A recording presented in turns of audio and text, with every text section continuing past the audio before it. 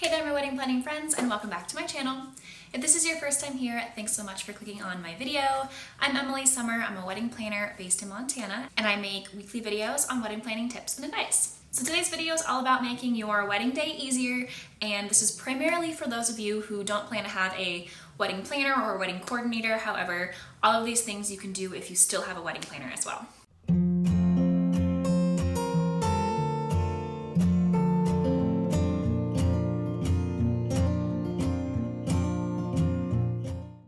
Number one, create a day of timeline. And what I mean by a day of timeline, if you're unfamiliar, is mapping out an actual schedule of your wedding day, starting from the time you will arrive on site to your venue, all the way to the time that you will leave at the end of the night. And everything in between, you want to include when vendors will arrive, what time people are coming to set up, what time your photographer arrives, all of the vendor arrival times, as well as the order of events that things will be happening, including your ceremony start time, cocktail hour, dinner start time, all of that. Map that out about a month or two in advance of your wedding day so that you can know exactly when things are going to be happening.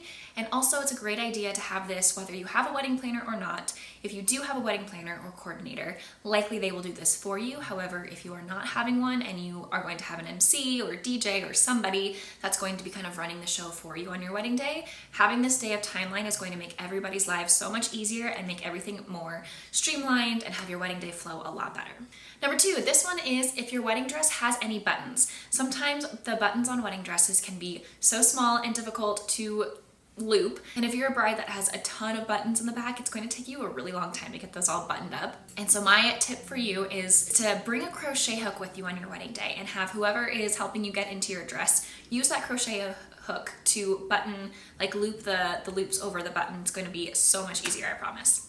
Number three, have a list of all of the rental and decor items you're going to have on the day of your wedding. So anything that you're bringing yourself that you DIY'd or that comes from your own personal belongings, anything that is getting rented through a third-party rental company that is either going to be picked up or delivered by the company, anything that the venue is providing, and then also their purpose, each item's purpose. So where those things are going to be set up on the wedding day, and again, the plan for if it's getting picked up or dropped off at the end of the night, or if it's going home with you, or if it's going home with a family member.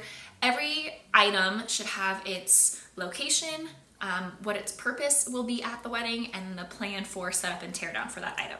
This, again, is going to make your life so much easier, especially if you don't have a wedding planner, and that way whoever you are kind of putting in charge of your setup and your teardown has a list of all the items that are going to be included, where they need to get set up, what the plan is for setup and teardown, and that way you're not going to need to be bothered during that time when you're likely going to be getting all of your hair and makeup done and everything.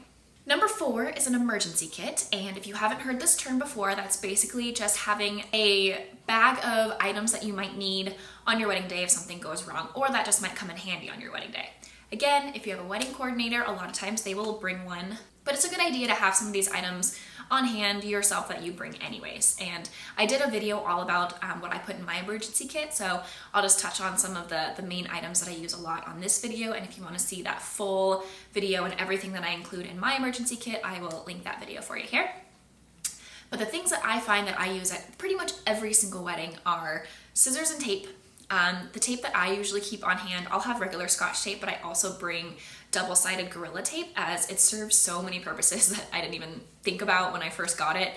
It's very handy if you have a thin like poster board type seating chart and it's a windy day and you're having it outside, using that to just kind of tack that onto an easel. I've also used it on the bottom of bud vases for when I'm putting them outside on cocktail tables if it's windy. It just has so many uses, and it's a good idea to have scissors and tape with you on your wedding day. I also always keep medicine like Advil, Tylenol, ibuprofen, Tums, Pepto-Bismol, all the things, whether you or your bridal party or somebody on site has either a headache, maybe you had a little bit too much fun the night before, or sometimes the nerves will get to you, need something to settle your stomach.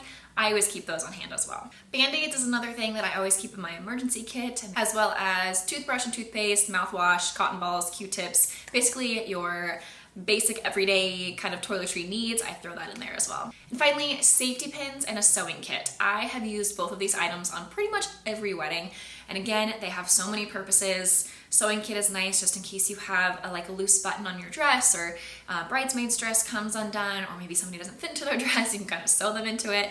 Safety pins also serve the same purpose and can also be used on decor items if needed as well.